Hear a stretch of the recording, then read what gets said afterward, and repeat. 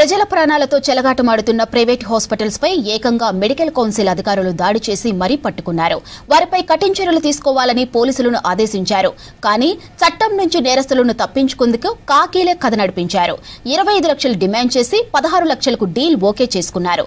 చివరకు Suryapet DSP CI ఏసీబీకి చిక్కి కటకటాల పాలయ్యారు.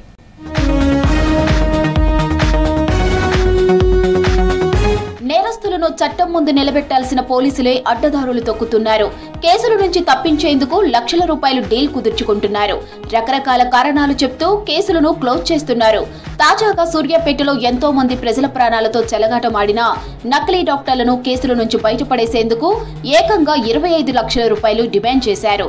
సూర్యాపేట డీఎస్పీ సీఏలతో పాటు ఏసీబీ ఎంట్రీ ఇచ్చి ఈ అవినీతి కాకీలను అరెస్ట్ చేసిన ఘటన రాష్ట్ర వ్యాప్తంగా సంచలనం కలిగించింది. సూర్యాపేట జిల్లాలో నిబంధనలకు విరుద్ధంగా నడుస్తున్న ఆసుపత్రులపై పలు ఫిర్యాదులు వచ్చాయి. ఓ స్కానింగ్ సెంటర్లో కనీసం అర్హత లేకుండా మెడికల్ పరీక్షలు నిర్వహిస్తూ వైద్యం చేస్తూ లక్షల రూపాయలు దండుకుంటున్నారనే ఆరోపణలు వచ్చాయి.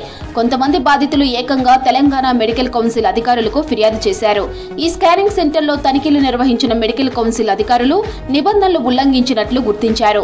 సంబంధిత స్కానింగ్ సెంటర్ మీద చట్ట ప్రకారం చర్యలు తీసుకోవాలని డీఎస్పీ పార్థసారథి, టౌన్ సీఐ రాఘవలకు ఐఎంఏ డాక్టర్స్ బృందం ఫిర్యాదు చేసింది. కేసుపై విచారణ చేపట్టిన సూర్యాపేట టౌన్ సీఐ వీరరాఘవులు కేసు మాఫీ కోసం స్కానింగ్ సెంటర్ యజమానితో బేరం మొదలుపెట్టాడు. కేసులో సెక్షన్లు మార్చడానికి డీఎస్పీ పార్థసారథితో సెటిల్మెంట్ చేసుకోవాలని సూచించాడు. నిందితులను 25 లక్షల రూపాయలు ఇవ్వాలంటూ డీఎస్పీ డిమాండ్ చేశాడు. చివరికి 16 లక్షల రూపాయలు ఇచ్చేందుకు డీల్ ఓకే అయింది. ఈ క్రమంలో స్కానింగ్ సెంటర్ నిర్వాహకులు ఏసీబీని ఆశ్రయించారు. వీరి నుంచి లంచం తీసుకుంటూ ఉండగా సూర్యాపేట టౌన్ సీఐ రాఘవులు, డీఎస్పీ పార్థసారథిని ఏసీబీ అధికారులు పట్టుకున్నారు. ఇద్దరిపై కేసు నమోదు చేసి అరెస్టు చేసినట్లు నల్గొండ ఏసీబీ డీఎస్పీ జగదీష్ చందర్ తెలిపారు. 16 లాక్స్ తొందర ఇవ్వమని చెప్పి ఆయన మీద ఫోన్లు చేసి ప్రెజర్ చేశారు. ఆ ప్రెజర్ తట్టుకోలేక మరియు వాళ్ళకు డబ్బులు ఇవ్వడం ఇష్టం లేకుండా ఏసీబీ వారిని ఆశ్రయించడం జరిగింది. ఆ వ్యక్తి ఇచ్చిన కంప్లైంట్ మేము వెరిఫై చేశాము. వెరిఫై చేసిన తర్వాత సఫిషియెంట్ ఎవిడెన్స్ కలెక్ట్ చేశాము. ఎవరికి మన సిఐ గారి అగెనిస్ట్, డిఎస్పీ గారికి అగెనిస్ట్గా ఎవిడెన్స్ కలెక్ట్ చేశాము. కలెక్ట్ చేసి వాళ్ళ రెప్యుటేషన్ ఎంక్వైరీ చేస్తే ఆ రెప్యుటేషన్ బాగలేదు. గతంలో కూడా ఇటువంటి అవినీతి ఆరోపణలు వచ్చినట్టు మాకు తెలిసింది. అయితే ఈ డబ్బులు డిమాండ్ అతని దగ్గర కేసులో అరెస్ట్ చేయకుండా ఉండడానికి మరియు అతని బిజినెస్ ఫ్యూచర్లో సక్రమంగా జరగడానికి ఆ డబ్బులు ఇవ్వమని డిమాండ్ చేశారు. తర్వాత మా దగ్గరికి వచ్చిన తర్వాత కంప్లైంట్ పైన కేసు రిజిస్టర్ చేశాము. ఈరోజు ఈ ఈవినింగ్ డిఎస్పీ గారిని మరియు ఇన్స్పెక్టర్ గారిని ఈ ఆఫీసులో ఇన్స్పెక్టర్ గారు వీరరాఘవులు, డిఎస్పీ గారు పార్థసారథి గారు ఇద్దరిని కస్టడీలోకి తీసుకొని ఆ కేసు ఫైల్ గురించి ఎంక్వైరీ చేసి వాళ్ళు ఆ డబ్బుల గురించి డిమాండ్ చేసినట్టు వాళ్ళకు ఎవిడెన్స్ చూపించాము. చూపించిన తర్వాత కస్టడీలోకి తీసుకొని వారి ఆఫీసులోను తర్వాత ఇళ్లలో కూడా సెర్చెస్ కొనసాగుతూ ఉంటాయి. సూర్యాపేటలో ఎలాంటి అనుమతులు లేకుండా, కనీస అర్హతలు లేకుండా రన్ చేస్తున్న ప్రైవేట్ ఆసుపత్రులపై చర్యలు తీసుకోవాలని ప్రజలు, ప్రజా సంఘాలు డిమాండ్ చేస్తున్నాయి. 20 రోజుల క్రితం సూర్యాపేటలోని ప్రైవేట్ ఆసుపత్రులపై Telangana medical council, Suryapet IMA సంయుక్తంగా తనిఖీలు చేసి నిబంధనలకు విరుద్ధంగా రన్ చేస్తున్న వాటిపై చర్యలు తీసుకోవాలని జిల్లా వైద్య ఆరోగ్య శాఖ అధికారులకు సిఫార్సు చేశారు. జిల్లా కలెక్టర్కు జరిగిన ఉల్లంఘనలపై వివరాలు సమర్పించారు.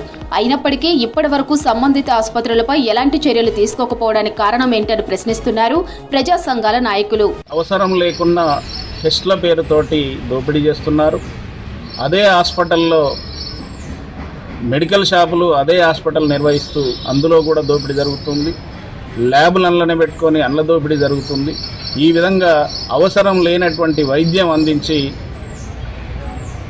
పేదలను దోచుకుంటున్నారు. దీన్నన్నింటినీ కూడా నివారించాల్సినటువంటి ప్రభుత్వ అధికారులు నిర్వర్తించకుండా వాళ్ళ మామూళ్ళ మత్తులో పడి దీన్ని అంతా కూడా వదిలేస్తున్నారు. ఈ సందర్భంగానే ఇదంతా జరుగుతుంది. కాబట్టి దాన్ని అంతటినీ సరిచేయాల్సినటువంటి బాధ్యత ప్రభుత్వ అధికారులకు, ప్రభుత్వానికి ఉంది అని చెప్పి ఈ సందర్భంగా తెలియజేస్తాం. ఆఫీసర్లు మెడికల్ మాఫియా కొమ్ముగాస్తూ నకిలీ డాక్టర్ల దగ్గర లంచాలు తీసుకొని కోటాచలం ఆధ్వర్యంలో ఎంత జరుగుతుంది. డిఎంహెచ్ఓ కోటాచలమే కరెక్ట్గా ఉంటే ఈరోజు సూర్యాపేటలో మెడికల్ మాఫియా జరిగేదే కాదు, నకిలీ డాక్టర్లు ఉండేవాళ్ళు కాదు. కంప్లీట్గా ఇదంతా కోటాచలమే దగ్గర నుండి నడిపిస్తూ ఉన్నాడు. కాబట్టి ముందు యాక్షన్ తీసుకోవాల్సింది కోటాచలం మీద. కోటాచలాన్ని కనుక టర్మినేట్ చేస్తే రాబోయే ఆఫీసర్ అయినా జాగ్రత్తగా ఉంటాడని చెప్పేసి నేను అనుకుంటున్నాను. ఈ హాస్పిటల్స్ అన్నిటికీ కూడా రెన్యువల్ చేసింది డిఎంహెచ్ఓ గారే. ఏ ధృవీకరణ పత్రాలు చూసి వాటిని రిజిస్టర్ చేసిండో డిఎంహెచ్ఓ గారు తెలంగాణ పౌర సమాజానికి, సూర్యాపేట పౌర సమాజానికి స్పష్టం చేయాల్సిన అవసరం ఉంది.